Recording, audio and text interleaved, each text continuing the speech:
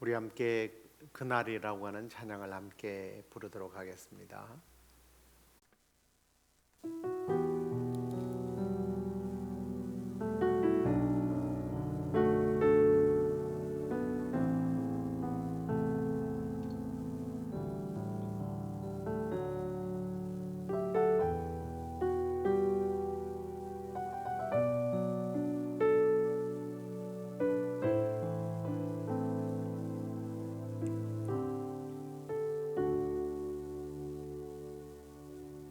사망의 그늘에 앉아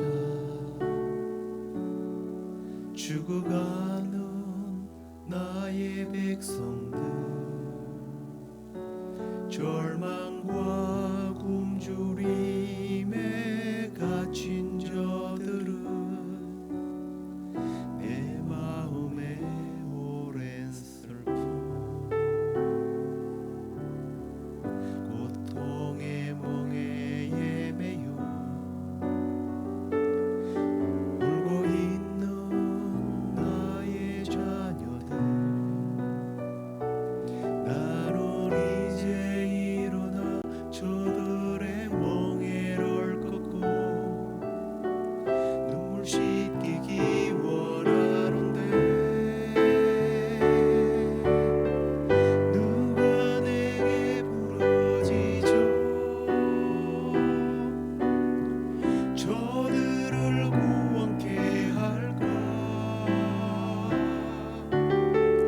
누가 나를 위해 가서 나의 사랑을 전할까? 나는 이제 보기 원하네. 나의 자녀들 살아나는 그날, 기쁜 찬송 소리 하늘에 웃음소리 온 땅 가득한 그날, 나는 이제 보기 원하네. 나의 자녀들 살아나는 그날, 기쁜 찬송 소리 하늘에 웃음소리 온 땅 가득한 그날.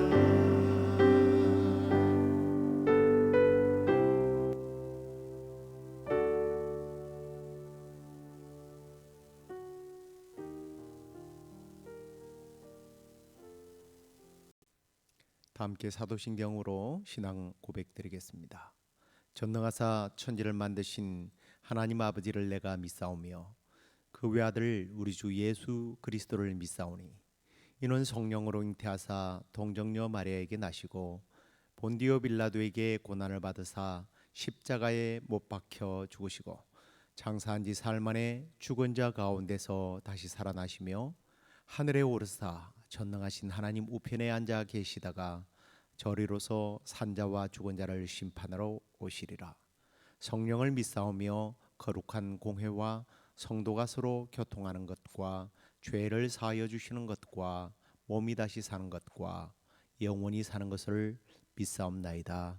아멘. 찬송가를 하나 더 하도록 하겠습니다. 내가 예수 믿고서 함께 부르시겠습니다.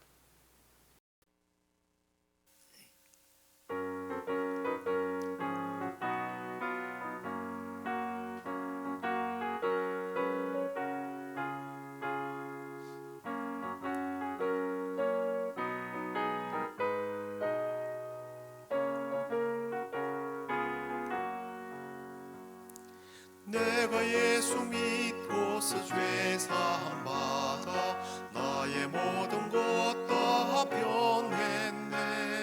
지금 내가 가는 길 천국길이요 주의 피로 내 죄가 씻겼네. 나의 모든 것 변하고 그 피로 구속받았네. 하나님은 나의 구원 되시오니 내게 내게 정죄함 없겠네. 주님 밝은 빛 되사 어둠에 지니 나의 모든 것 다 변했네. 지금 내가 주 앞에 온전케 되면 주의 공로를 의지함일세. 나의 모든 것 변하고 그 피로 구속받았네. 하나님은 나의 구원 되시오니 내게 정죄함 없겠네.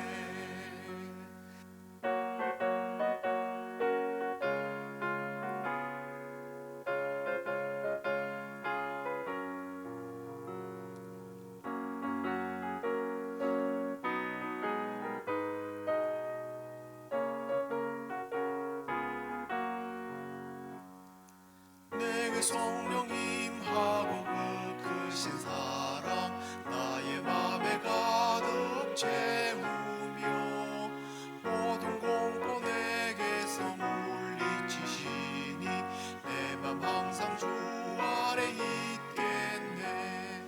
나의 모든 것 변하고 그 피로 구속받았네. 하나님은 나의 구원 되시오니 내게 정죄함 없겠네.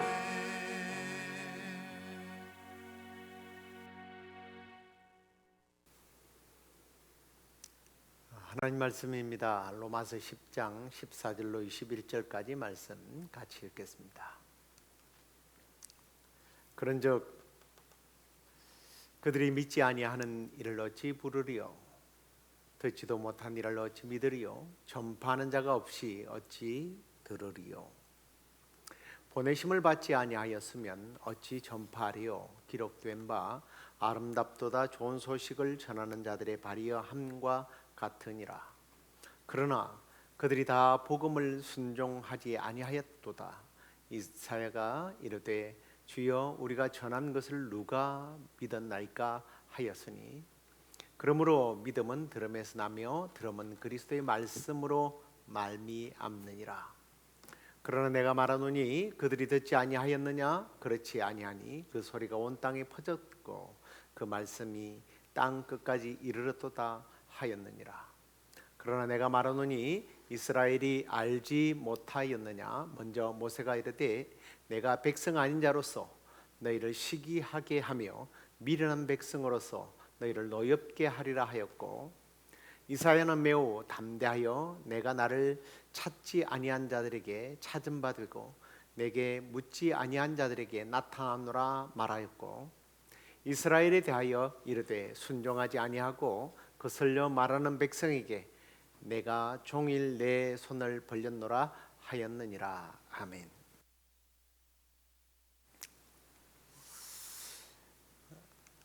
오늘은 구원을 위한 우리 성도들의 책임과 역할에 대한 말씀을 좀 나누려고 합니다.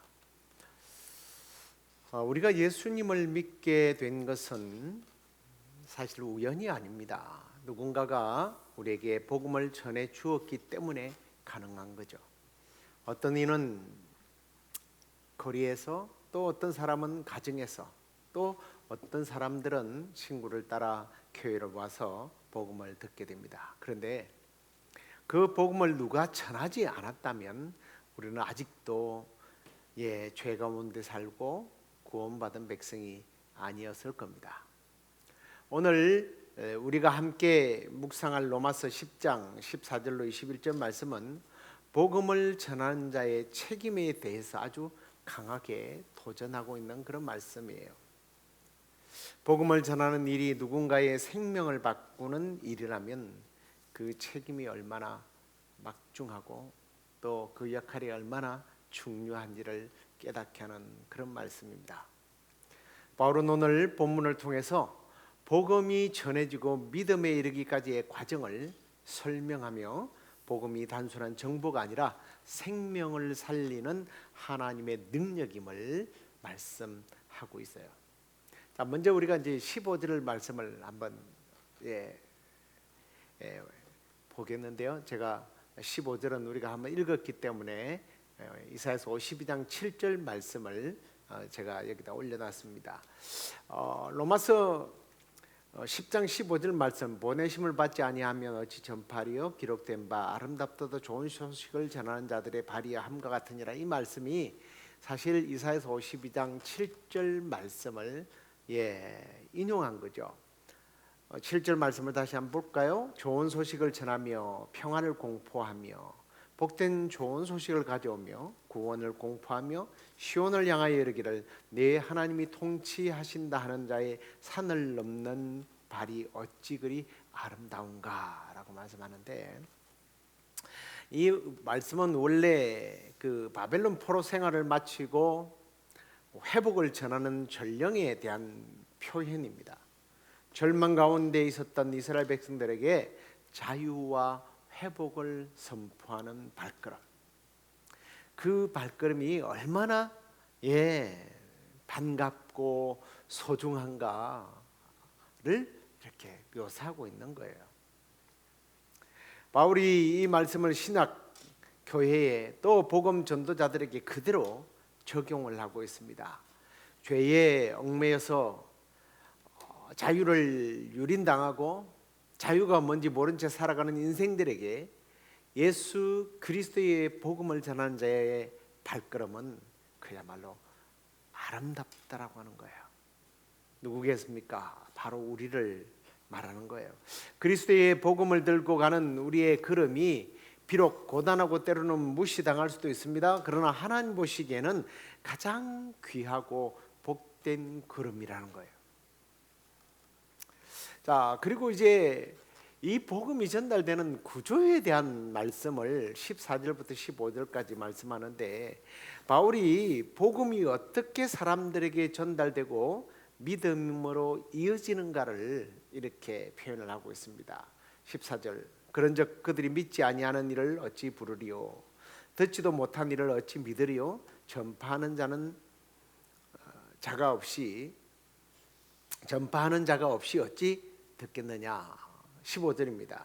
보내심을 받지 아니하면 어찌 전파리요 기록된 바 아름답도도 좋은 소식을 전하는 자들의 발이야 함과 같으니라 라고 이 14절과 15절을 통해서 복음이 전달되는 구조를 말하는데, 이 말씀들을 좀 종합을 해보면 네 가지의 도식을 보게 됩니다. 첫 번째가 뭐냐면 보낸다는 거예요. 하나님께서 복음 전하는 자를 세상 가운데 보내셨다라는 겁니다. 그래서 두 번째는 전파되는 거죠. 보냄을 받은 자가 복음을 전파합니다. 그랬더니 세 번째로는 듣게 되었다는 거예요. 사람들이 복음을 듣습니다. 그리고 마지막으로 믿음이 생기는 단계죠. 들은 사람 중에 어떤 이는 믿음을 갖게 된다라는 거예요. 보내심, 전파, 들음, 믿음이라고 하는 도식을 설명하고 있습니다. 이 구조는 사실 매우 단순해 보이지만 한 단계만 막혀도 복음이 전달되지가 않아요. 오늘 이 구조 속에 우리가 해야 할 일이 있습니다. 그게 뭐냐면 순종이죠. 주님, 내가 여기 있습니다. 나를 보내주십시오 하고 고백하는 자가 되어야 한다라는 거예요. 그리고 한편으로는 순종할 뿐만 아니라 그냥 막 가면 안 되죠. 우리가 여름에 메타와 지역을 가기 위해서 6번에서 8번 정도의 모임을 갔습니다. 왜요? 훈련을 받아야 되는 거예요. 훈련이 필요하다는 거예요. 단지 전하는 것, 그냥 소리만 지르는 것이 아니라 효과적으로, 구체적으로 전할 수 있는 훈련과 또 능력이 필요하다는 거예요. 그리고 그것만 되는 게 아닙니다. 뭐가 필요해요? 듣는 사람들의 마음이 열리도록 우리는 기도해야 된다라는 거예요.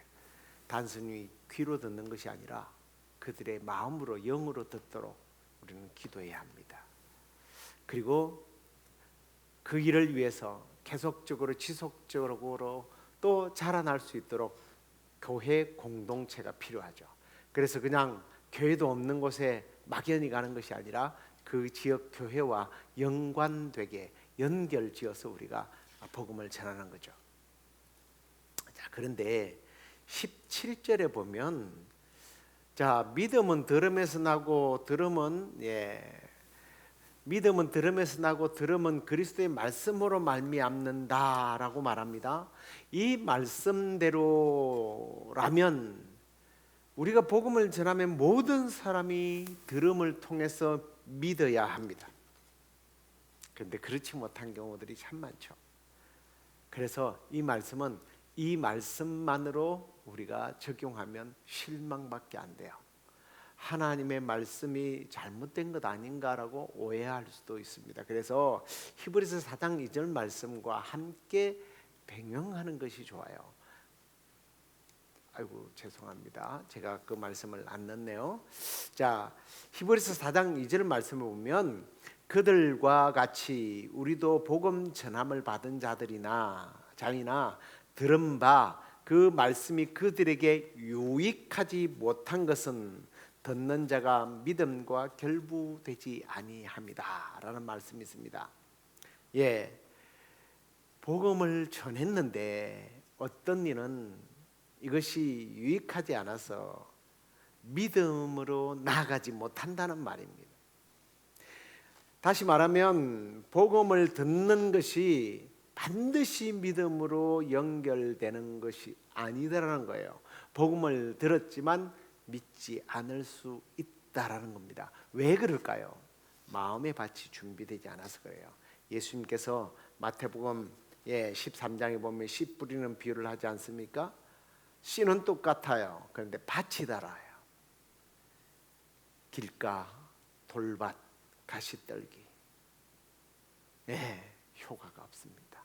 그러나 좋은 밭에 뿌려졌을 때에 결실이 맺게 되는 것처럼 우리는 그래서 복음이 단순히 그냥 내가 전하면 된다, 소리 지르면 되는 것이 아니라 그 사람이 믿음으로 받아들일 수 있도록 다가가는 지혜가 필요하겠죠.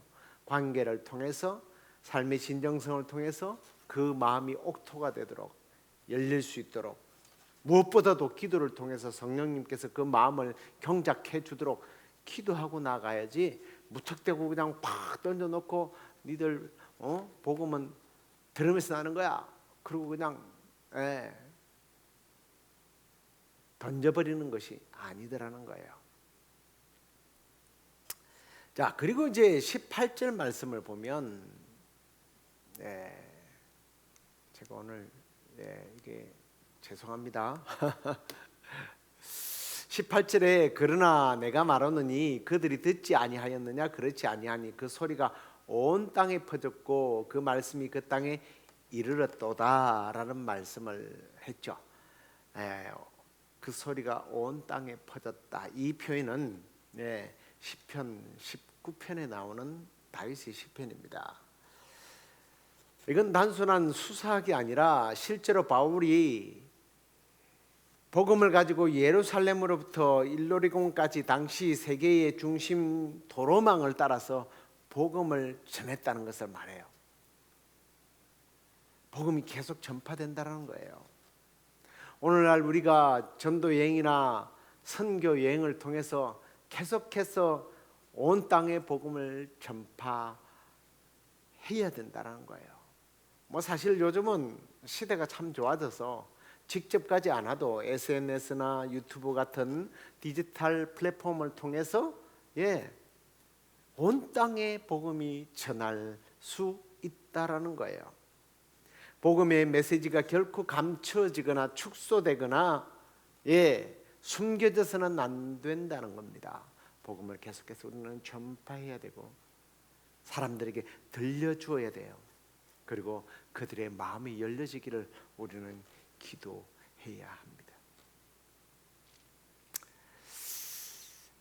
그리고 이제 사도 바울이 19절 21절에서 제가 흥미롭다는 말을 자꾸 써서 죄송합니다만 매우 흥미로운 메시지를 하나를 선포해요. 다행스럽게 그건 제가 적었네요. 보십시오. 그러나 내가 말하노니 이스라엘이 알지 못하였느냐? 먼저 모세가 이르되 내가 백성 아닌 자로서 너희를 시기하게 하며 미련한 백성으로서 너희를 노엽게 하리라 하였다라는 말씀이 나옵니다. 하나님께서 시기하기까지 이방인들에게 복음을 주셨다는 얘기예요. 하나님은 그들의 거절에도 불구하고 하나님께서는 이스라엘 백성들이 하나님께로 돌아오도록 하기 위하여 시기심이 생기도록 이방인들을 구원하고 계시다는 거예요. 그리고 21절을 보세요. 이스라엘에게 대하여 이르되 순종하지 아니하고 거슬러 말하는 백성에게 내가 종일 내 손을 벌렸노라 하였노라. 하나님께서는요, 이스라엘을 구원하기 위해서 참 대단한 이스라엘에 대한 애착이죠. 이방인들이 예수를 믿고 행복해하고 기뻐하고 구원받는 모습을 시기하게 만들어서라도 이스라엘이 돌아오게 만들고요, 순종하지도 않고 여전히 하나님을 거부하고 떠나가는데도 불구하고 하나님께서는 여전히 손을 내밀고 계시다는 거예요. 거절당하면서도 기다리는 사랑, 모욕을 당하면서 다시 기회를 주시는 하나님의 긍휼하심. 마치 부모를 버린 자식을 보면서 끝까지 인내하고 참고 기다리며 다시 또 자식에게 손을 내미는 어머니 아버지의 마음입니다. 아침에 하나님은 오늘도 우리를 통해서 세상을 향한 당신의 손을 벌리고 계시다는 거예요. 우리가 찬양 중에 세상 모든 민족이 구원을 얻기까지 주의 손과 발이 되자, 라는 찬양이 있지 않습니까? 하나님께서 우리의 손을, 우리의 발을 그렇게 사용하시리라 확신합니다. 이제 말씀을 정리하고 맺겠습니다. 사랑하는 성도 여러분, 하나님은 복음을 통해 세상을 구원하기를 원하십니다. 그런데 그 복음은 저절로 전해지는 것이 아니에요. 반드시 복음을 전할 사람이 필요합니다. 그 사명을 우리에게 주셨어요. 우리는 종종 거절당하는 것이 두려워서 그 일을 못할 때가 많습니다. 그러나 기억하시기 바랍니다. 우리가 복음을 전하는 이유는 그들이 반응하기 때문이 아니라 하나님께서 그것을 명하셨기 때문이라는 겁니다. 복음을 듣지 않으면 믿음이 생기지 않고 믿음이 없이는 구원에 이를 수 없기 때문에 하나님은 우리에게 그것을 명령하셨습니다. 오늘도 누군가가 구원의 자리로 나오도록 하기 위해서 누군가가 먼저 복음을 전해야 된다는 거예요. 그 누군가가 바로 우리가 되어야 할 줄로 믿습니다. 우리 교회가 되어야 할 줄로 믿습니다. 이 아름다운 복음의 발걸음을 우리 교회가, 우리 성도들이 내딛고 우리 주변에 수많은 영혼들이 주께로 돌아오는 그 일에 손과 발이 되는 우리 모두가 되기를 주의 이름으로 축원합니다. 기도하겠습니다. 하나님 아버지 감사합니다. 우리를 먼저 복음으로 말미암아 생명을 얻게 하시고 천국 백성이 되게 하시니 감사합니다. 더 나아가 우리에게 이 생명의 복음을 맡겨 주셔서 감사합니다. 하나님, 이 생명 얻는 귀한 복음이 내게서 머물러 있지 않게 하여 주시고 다른 사람들에게 흘러가게 하여 주옵소서. 거절당한다 할지라도, 조롱받는다 할지라도 한 영혼을 향한 주님의 마음으로 주여 우리가 복음 전하는 데 쓰임받게 하여 주옵소서. 이 아름다운 발걸음으로 세상 가운데 나아가게 하시고 복음의 능력을 세상 가운데 드러내는 우리 모두가 될 수 있도록 우리 성도들을, 우리 교회를 주여 사용하여 주시옵소서. 오늘도 이 메시지를 들으면서 결단하는 이들을 사용하여 주시옵소서. 그렇게 주실 줄로 믿사옵고 예수 그리스도의 이름으로 감사하며 기도드리옵나이다. 아멘. 하늘에 계신 우리 아버지여, 이름이 거룩히 여김을 받으시오며 나라의 임하옵시며 뜻이 하늘에서 이루어진 것 같이 땅에서도 이루어지이다. 오늘날 우리에게 일용할 양식을 주옵시고 우리가 우리에게 죄 지은 자를 사하여 준 것 같이 우리의 죄를 사하여 주옵시고 우리를 시험에 들게 하지 마옵시고 다만 악에서 구하옵소서.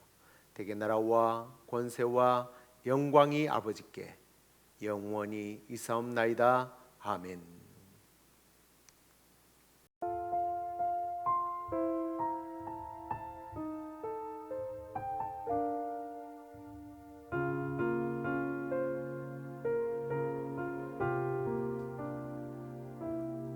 세상 모든 민족이 구원을 얻기까지 쉬지 않으시는 하나님, 주의 심장 가지고 우리 이제 일어나 주 따르게 하소서. 세상 모든 육체가 주의 영광 보도록 우리를 부르시는 하나님, 주의 손과 발 되어 세상을 치유하며 주 섬기게 하소서.